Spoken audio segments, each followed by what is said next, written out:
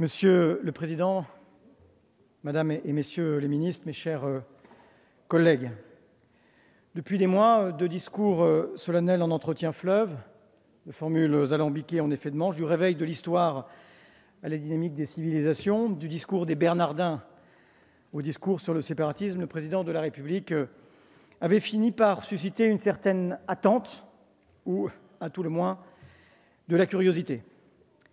Voilà donc la grande loi républicaine tant de fois annoncée, et pas moins de 4 ministres de la République au banc pour la défendre. Une loi qui prétend, qui plus est, se hisser à hauteur de principe et inscrire ses pas dans ceux de Waldeck-Rousseau, de Buisson, de Jaurès ou de Briand. C'est donc ça la grande loi républicaine du quinquennat. Ces dispositions grandement techniques méritent-elles tambour et trompette? Je n'ose vous le dire, si toutes ces mesures portent leurs effets, que de route restera-t-il à parcourir sur le chemin de l'émancipation, de l'intégration, de la cohésion, de la justice, de la solidarité, sur le chemin, pour le dire en un mot, de la promesse républicaine? Monsieur le ministre, Madame la ministre, mes chers collègues, quelle déception!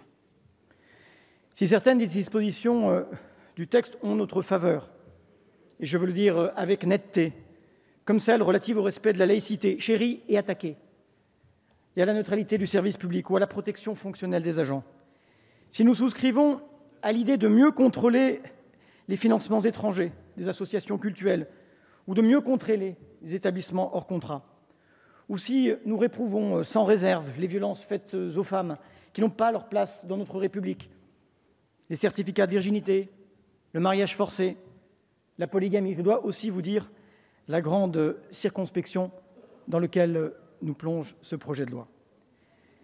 Circonspection d'abord quant à l'inspiration politique du projet. À la fin même de cette loi, que ne viennent éclairer ni l'exposé du motif radicalement sibylline, ni l'étude d'impact qui s'applique à ne pas dire grand-chose. Il faut dire, vous avez beaucoup hésité à nommer votre texte. Nous légiférons, qu'à cela ne tienne, mais nous légiférons sur quoi? S'agit-il de lutter contre le terrorisme, de lutter contre l'islamisme radical, politique, contre les séparatismes? Tout cela à la fois ou rien de cela du tout? À mal nommer les choses, il est à craindre qu'aucun de ces objectifs ne soit correctement atteint. Votre loi, en définitive, est bavarde, et ce bavardage manque de cohérence. Circonspection ensuite, car l'effectivité et l'efficacité de nombreuses mesures que vous nous soumettez sont douteuses. Comment, par exemple, s'assurer de l'interdiction du certificat de virginité, puisque personne ne viendra jamais revendiquer qu'il a enfreint la loi? Comment prétendre lutter contre la polygamie en refusant à la seconde épouse la pension de réversion, alors que 13 conventions internationales de sécurité sociale vont demeurer et qu'elles vont concerner un grand nombre de situations effectives?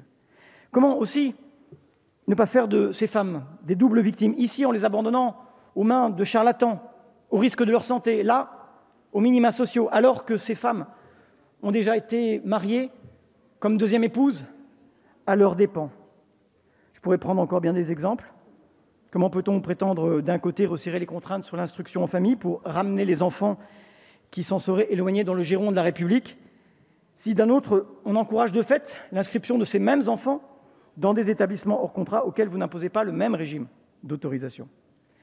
Comment prétendre à l'efficacité d'un régime d'autorisation de l'instruction en famille s'il suffit de suivre l'enseignement à distance d'un pays étranger pour contourner cette interdiction? Comment, enfin, sérieusement prétendre renforcer le contrôle des associations sans renforcer les moyens de ce contrôle? Et je sais trop la faiblesse des préfectures, à peine l'ombre de ce qu'elles furent, pour ne pas m'en inquiéter. Et je le dis avec la référence qui est la mienne pour les feuilles de chêne et d'olivier. Mais j'ai aussi le souvenir de 1998 et de la tentative avortée de ces contrôles, faute de moyens humains, faute de moyens matériels, pour examiner les documents fournis. Nous sommes circonspects, disais-je, mais nous sommes aussi, à certains égards, inquiets et déçus. Cette loi qui concerne pratiquement tous les droits et libertés constitutionnellement et conventionnellement garantis, selon les termes que rappelait le Conseil d'État, serait, selon la formule que vous empruntez un peu hâtivement, un peu abusivement, Aristide Briand une loi de liberté. Qu'il nous soit permis à la fois d'en formuler l'espoir, mais aussi d'en douter sérieusement. Car je ne vois rien dans ce texte qui nous permettrait d'affirmer que cette loi promeut et fait vivre en acte les principes de la République dont vous entendez assurer le respect, et qu'elle serait une loi libérale, dans le sens où on l'entend, à juste raison, de la loi de 1901 sur les associations ou de celle de 1905 sur la séparation des églises et d'État. À quelle liberté supplémentaire, en vérité, avons-nous droit avec cette loi? Je crains à aucune. Cette loi est d'abord et avant tout une loi de contrainte. La défenseure des droits faisait d'ailleurs observer à juste titre que plus d'un tiers des articles de ce texte instauraient des procédures de contrôle et que plus d'un quart définissaient des peines d'emprisonnement. Ce projet de loi fait de la République une injonction. De ces principes si chers à nos cœurs républicains et si chèrement conquis, des règles, des interdits, des motifs d'ordre public. Mais la République, c'est à la fois plus que cela et bien autre chose aussi. La République, c'est un idéal. Cet idéal, c'est celui d'une communauté nationale une et indivisible dans laquelle chacun reçoit les moyens de son émancipation par la solidarité de tous.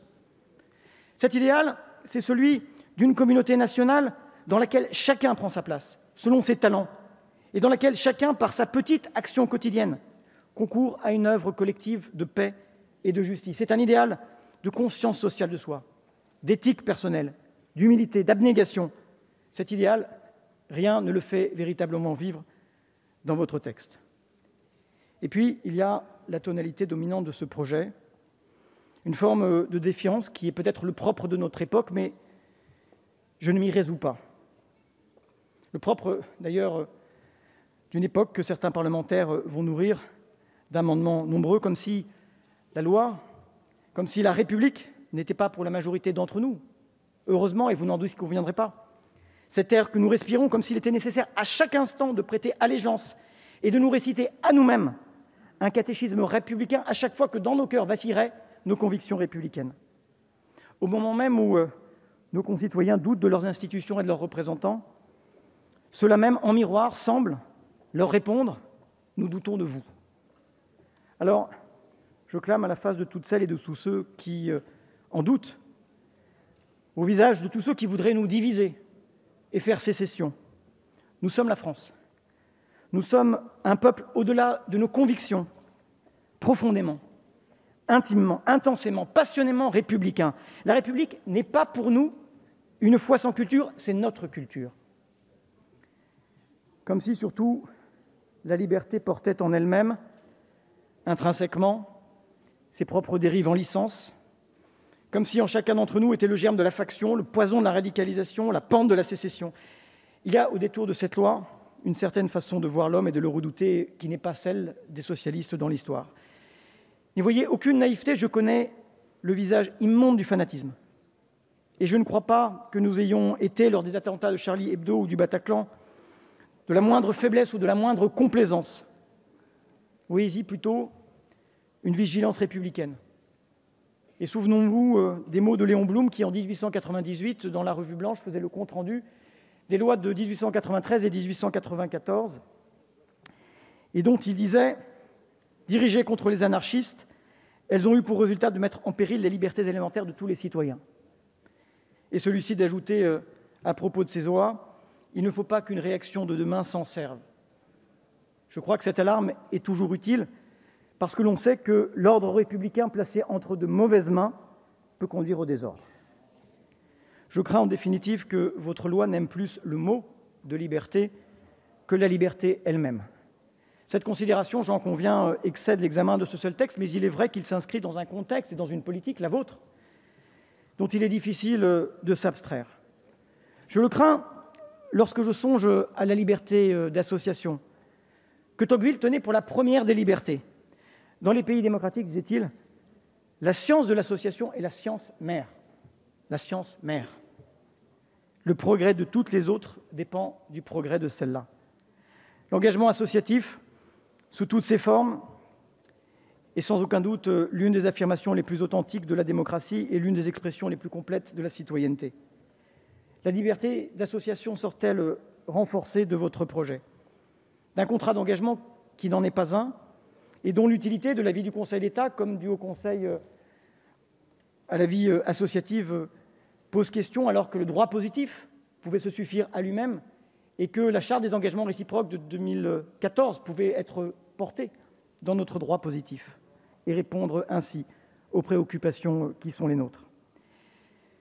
Et si la notion de sauvegarde de l'ordre public au titre des engagements à respecter a été remplacée par celle de respect de l'ordre public, je ne suis pas certain qu'elle rassure pleinement les associations dans un contexte de pénalisation croissante de l'activité militante, en particulier à considérer l'exposé des motifs qui, lui, n'a pas changé et qui indique qu'en tant qu'acteurs démocratiques et citoyens, les associations sont pleinement tenues de le respecter et de ne pas inciter ou concourir à toute action qui serait de nature à la menacer.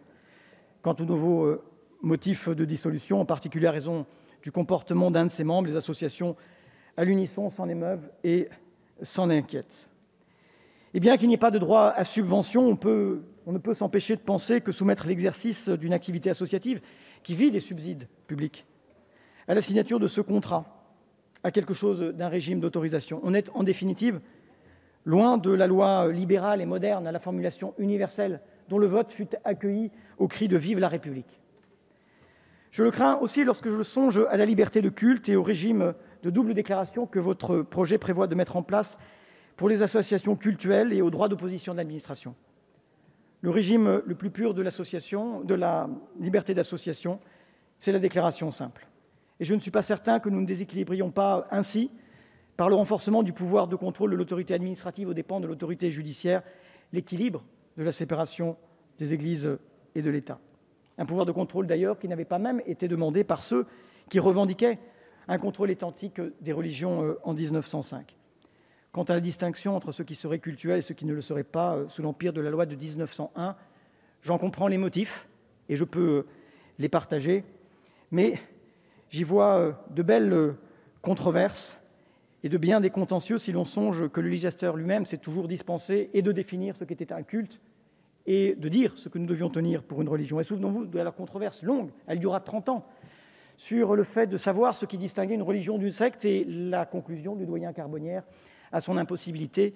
Il avait eu cette formule fameuse à propos du christianisme, qu'elle serait une secte juive qui a réussi. On se souvient aussi des débats tout aussi compliqués et sans fin sur la double signification des crèches, l'une religieuse, l'autre détachée en partie de la religion, distinguant bâtiments publics et espaces publics, tout en reconnaissant des exceptions par tradition locale. Il y a dans ces dispositions une difficulté sérieuse au regard de la liberté d'association et de la non-reconnaissance des cultes, et j'espère que notre débat permettra d'apporter des éclaircissements.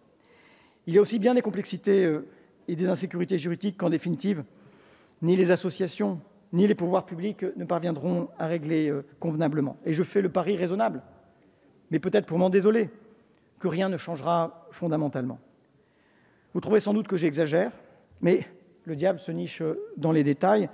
Savez-vous, monsieur le ministre, par exemple, que l'article 19, dans lequel vous modifiez le nombre minimal de membres d'une association cultuelle, débat auquel nous consacrerons probablement seulement quelques minutes, a fait l'objet de toute une séance le 15 juin 1905, parce que chaque mot, chaque choix l'était fait au trébuchet. Il serait trop long de revenir sur les débats d'alors, mais je voudrais juste être taquin et dire au ministre que, ce faisant, il donne raison, 115 ans après, à l'abbé Hippolyte Guéraud, député du Finistère, qui, à l'époque, réclama comme un compromis à peine acceptable le nombre minimal de membres d'une association cultuelle à 7. Vous voilà, monsieur le ministre, malgré vous, peut-être un marxiste papalin, comme on pouvait à l'époque dire de Jaurès qu'il était un socialiste papalin. J'aurais pu évoquer bien d'autres questions, le débat le permettra sans aucun doute, mais revenons à la loi qui nous occupe. Je sais, monsieur le ministre, mais cela est peut-être consubstantiel à votre fonction, que vous aimez la sociologie allemande et Max Weber. J'ai pour ma part une préférence pour la sociologie française et pour Émile Durkheim, qui fixait la finalité de la main droite de l'État dans la régulation sociale.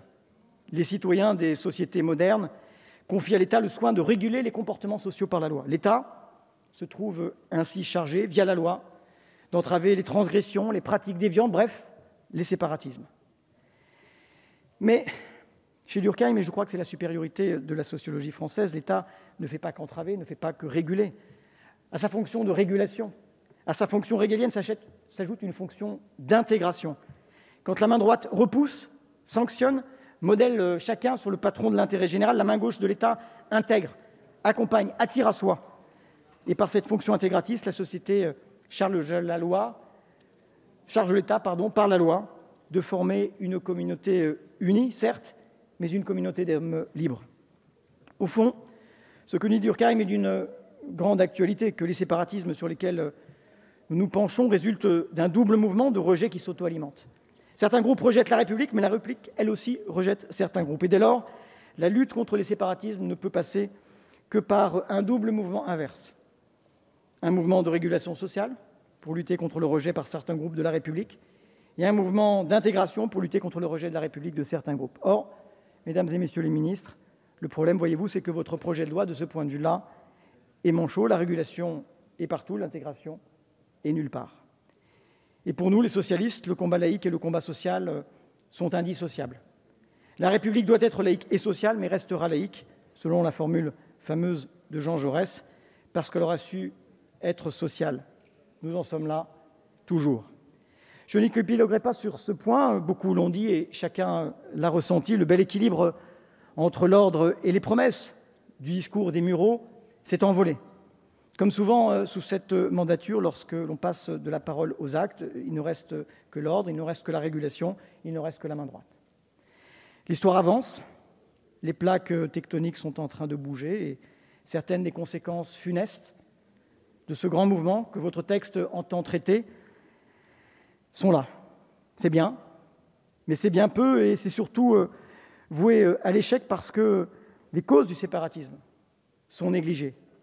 Sur la lutte contre les discriminations, pas un mot, alors que tant de nos compatriotes les subissent au quotidien lorsqu'ils cherchent un appartement, lorsqu'ils cherchent un emploi, avec cette réalité d'une violence inouïe.